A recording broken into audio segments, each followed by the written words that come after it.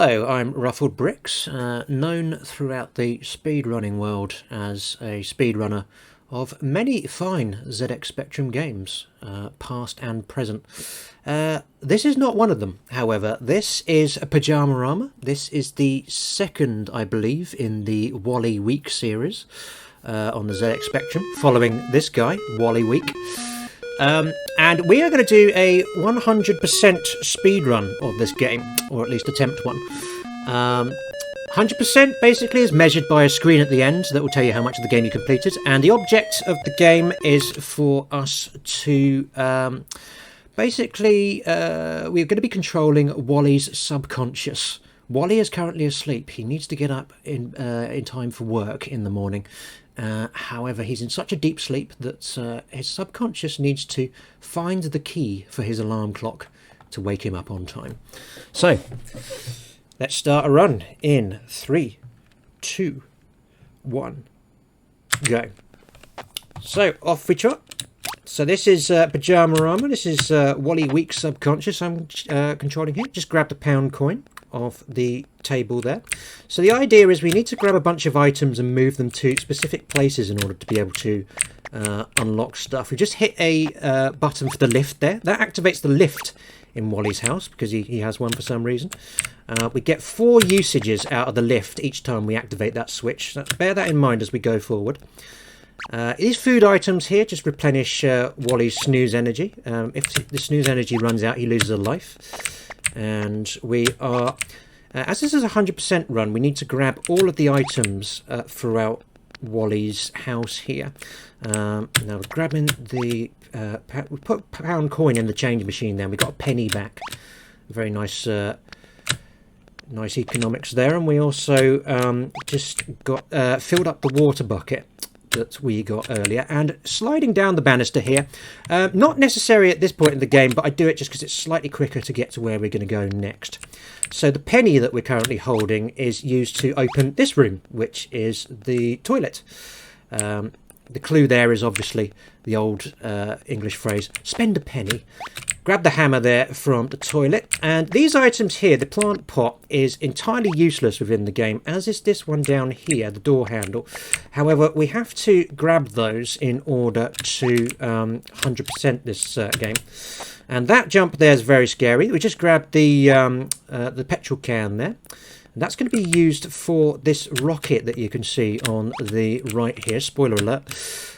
Yes, like many games in from this era, space travel apparently was quite a mundane activity back then. So we used the hammer there to smash the glass there so we could grab the fire extinguisher. Grab this driver's license there, and you notice every time we grab an item we actually drop one from our itinerary as well. That cross is another one that we don't need, but just have to grab for the hundo. We used the driver's license there. We had to do that to grab the ignition keys. Some of the puzzles in this game are kind of cryptic. Like, some items you can only grab by having other items that have a similar theme to them. Now we drop down here. We've gone through the chimney here, and we just trying to remember. I did get the sword, didn't I? Yes, I did. Yeah, it's quite a lot to remember in this game, and the geography is pretty weird as well. So this time round, as you can see, when we slid down, we grabbed the crash helmet then. We did that by leaving the ignition keys in its place. Again, fairly cryptic. They're all things you need for a motorbike. So, yeah, we just pass the items on one at a time. Going up here, we grabbed the library ticket from the corridor downstairs there, and we're going to use that to grab this book from the foot of the spare bed here.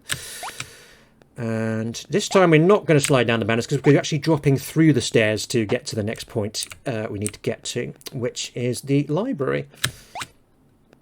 Now, we grabbed the crash helmet here because that protects us from these falling books here, and then the library book is the only thing you can use to exchange for those sharp scissors. You notice that the itinerary of items is in the top right, by the way. That's how you can see what we're carrying at any point. And carry 2 items at a time, basically. There's a square key here which I left here just because it's right next to the door which we need it for, which is this one. We're grabbing the laser gun here from the billiards room. That's going to be very important later on. And this corridor here is fairly repetitive. We go down this route about 3 times in this route just because The geography in this game is a little bit odd. And so, yeah, it does mean that we do have to go back on ourselves quite often.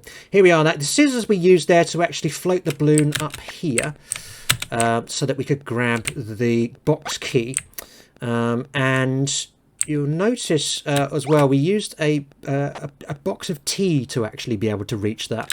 That box of tea only appears there if you hit the help button that I did in a room earlier on in the run. If you don't do that, then that will not be there. Again, don't know how you're supposed to guess that in a casual run of this, but that is how the game works. Jumped across here, and I'm going to go out of my way slightly in this room here to grab a health item. So we're getting the magnet from the box there, because we've got the box key to do that.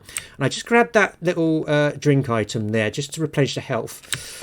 And that's very important. We'll talk a little bit about that in a moment, once I've got that jump out of the way. That jump is the scariest one in the game, by the way. If you fall down there, then you basically just end up like adding minutes of time to your run.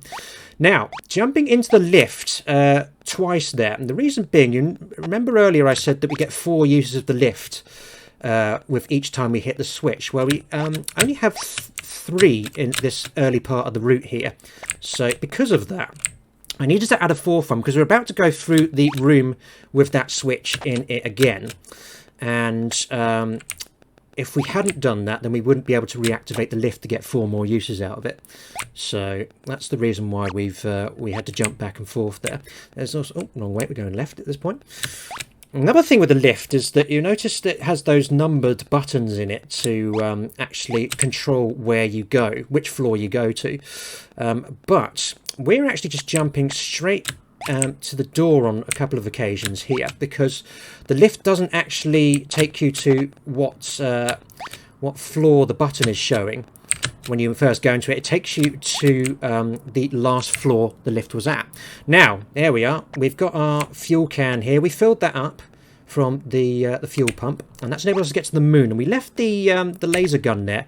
You notice there were some aliens floating above the moon's surface there. We left the laser gun there in order to actually fend them off. If you don't take the laser gun to the moon, then those enemies actually are too low for you to get past. Now, we're just popping back to the fuel pump here, just to refill the fuel for a second journey, because we need to take the magnet up to the moon as well. However, we as you know, we can only take 2 items with us at once, so we need to do it in 2 trips, like so. And here we are. Just swap in the laser gun for the fuel canister here, because it reminds me to get it on the way back. And jumping through here, and here we are in the magnetic lock room, and this item here is the clock key, which is what we have been looking for this entire time. Someone put it on the moon to stop Wally from being able to wake up on this occasion, it seems. So we've almost at the end of the run now, so we're just grabbing the fuel canister so we can get back to Earth. And we are going to just jump up these stairs now. I think, there we are. We just managed to get up there before the next ball came around. By the way, that water bucket there, we used that to stop those plants from being vicious towards us. And the final part of this thing is something to note about this game is that many of the doors in this game have boxing glove traps that will actually punch Wally if he tries to go through the door. However, we're doing a manipulation with this whereby we've played the game enough that we've activated all of those traps before we actually started this run, so that there's only one that we need to avoid, and we've actually just grabbed that towel item because the towel protects us from that boxing glove trap at the door that we just went through. But here we are, jumping over the alarm clock, grabbing the last item, which is the joystick, and time. And there we are. We actually got identical to my my record on that that run. But there we are. We have a box of standard fireworks going off to celebrate the fact that we've just woken up Wally Week. And here's our congratulations screen. Wally's woken up. For the first time in his life, he will be early for work. Also note it says watch out for Life of Wally. That was actually not the name of the game that followed this up, but I can't remember what the exact name of it was. Someone in chat will know. And just to prove that this was a 100% run, there it is. So Wally has walked 1,955 paces. We get a Fitbit in the end screen as well, and we've solved 100% of the adventure. So Everyone's a Wally, that's the name of the game that followed this up. So yes, that is how you speedrun the 100% run of this game. Thank you very much for watching. I hope you enjoy the last remaining scraps of your day. Take care.